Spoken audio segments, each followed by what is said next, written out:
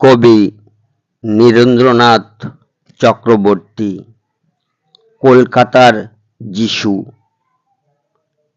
লালবাতির নিষেধ ছিল না, তবুও ঝড়ের বেগে ধাবমান কলকাতা শহর অতর্কিতে থেমে গেল।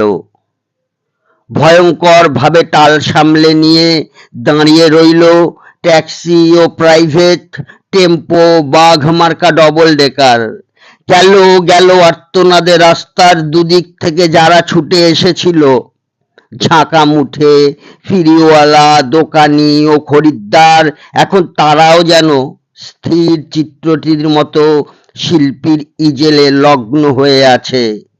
স্তব্ধ হয়ে সবাই দেখছে, টালমাটাল পায়ে রাস্তার এক পার থেকে অন্য পারে হেঁটে চলে যায় সম্পূর্ণ উলঙ্গ এক শিশু।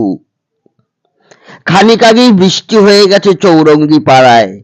এখন রোদ্দুর ফের অতি দীর্ঘ বল্লমের মতো মেঘের হৃৎপিণ্ড ফুঁড়ে নেমে আসছে। মায়াবী আলোয় ভাসছে কলকাতা শহর। স্টেট বাসের জানালায় মুখ রেখে একবার আকাশ দেখি, একবার তোমাকে, ভিখারি মায়ের শিশু, কলকাতার যিশু। সমস্ত ট্রাফিক তুমি মন্ত্র বলে থামিয়ে দিয়েছ।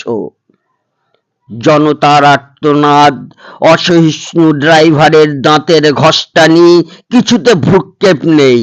দুদিকে উদ্যত মৃত্যু, তুমি তার মাঝখান দিয়ে টলতে টলতে হেঁটে যাও যেন মূর্ত মানবতা।